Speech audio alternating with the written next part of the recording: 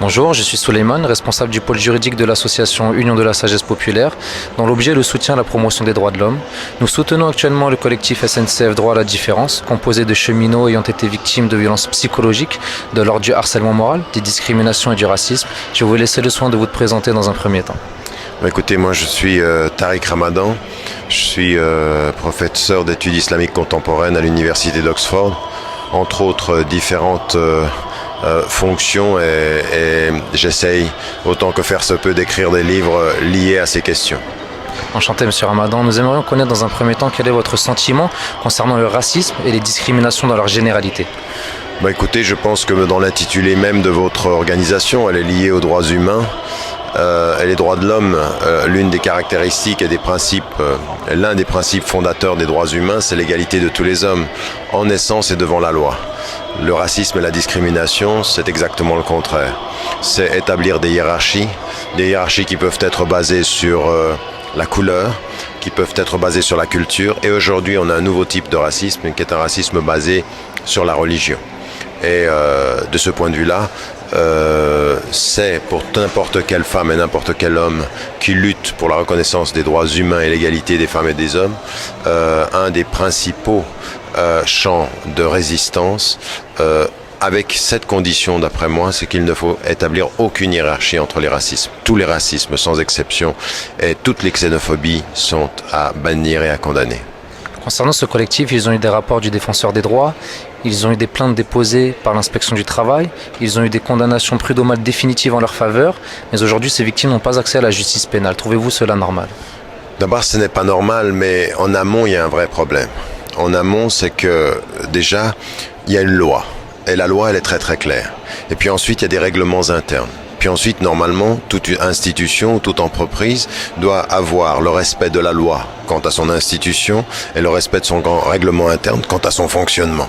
Ce dont on s'aperçoit, et c'est le cas dans l'institution, les SNCF et beaucoup d'autres institutions françaises, c'est qu'on a un règlement interne, on le présente chaque fois qu'on a un problème. Mais on s'aperçoit que les fonctionnements et que les attitudes, et pas simplement les attitudes d'individus, parfois c'est les fonctionnements et les processus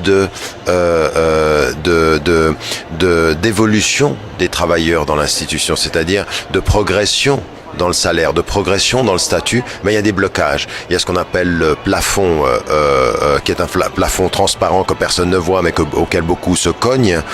Et là, à partir d'un certain moment, on s'aperçoit, c'est le cas, que il y a des règles qu'on ne respecte pas, il y a des discriminations que l'on connaît, qu'on a même identifiées vis-à-vis desquelles on ne réagit pas. Et donc on vous dit oui, bien sûr, on reconnaît, mais reconnaître ne suffit pas, c'est réformer et transformer, qui est important. Ensuite, il y a des processus qui sont des processus de recours, même si à un moment donné on ne reconnaissait pas. On doit pouvoir avoir un recours pour pouvoir aller plus loin dans les procédures. Et tout à coup, on s'aperçoit que dans une espèce de grille institutionnelle, une espèce de rapport pas clair à la loi, pas clair au règlement interne, on entretient l'immobilisme, on entretient finalement quelque chose qui, du point de vue des droits humains, est le pourrissement de la situation par la non-clarté des procédures. À titre personnel, avez-vous déjà été victime de discrimination, que ce soit dans le domaine du travail ou dans le domaine de la vie privée ? Bien sûr, très très souvent.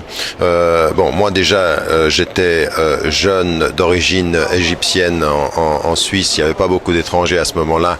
J'ai fait face au racisme. J'ai fait ça face aux propos racistes. Ensuite, même dans le cadre de mon travail, j'ai à des moments donnés été confronté, en l'occurrence, à des faits d'impossibilité d'avoir accès à un emploi malgré la reconnaissance des compétences.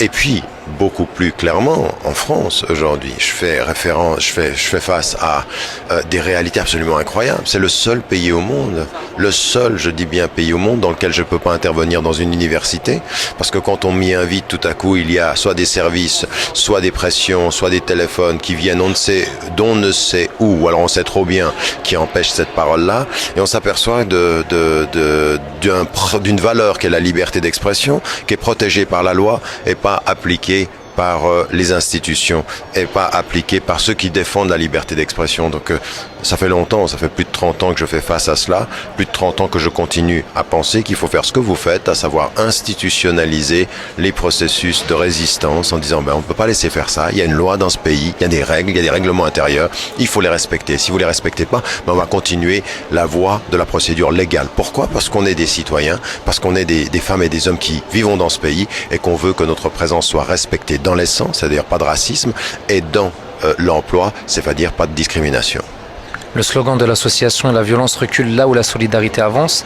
Est-ce qu'à l'avenir nous pouvons compter sur votre soutien pour nos futures mobilisations citoyennes ou nos futures démarches administratives ? Oui, parce que d'ailleurs j'adhère complètement à votre slogan, la notion d'une solidarité qui avance et qui ferait reculer tous les foyers de potentielle violence. Ça c'est très important mais c'est vrai en même temps qu'il faut cette solidarité-là. Il faut aussi que vous ajoutiez à la philosophie générale de votre engagement le courage et la détermination. Le courage parce qu'il faut oser se lever et la détermination ça prend du temps. On ne change pas les mentalités du jour au lendemain. Et d'un point de vue personnel, je suis de tout cœur avec vous, de toute intelligence et quel que soit le combat que vous mènerez pour qu'en France, il y ait plus de justice, non pas simplement dans la lettre de la loi, mais dans l'esprit des citoyens qui composent ce pays, plus la France ira mieux. Donc, de tout cœur avec vous, oui. Monsieur Ramadan, merci beaucoup pour ce témoignage et pour ce temps que vous nous avez accordé. Je vous dis à très bientôt. Merci, à très bientôt. Merci à vous. Merci.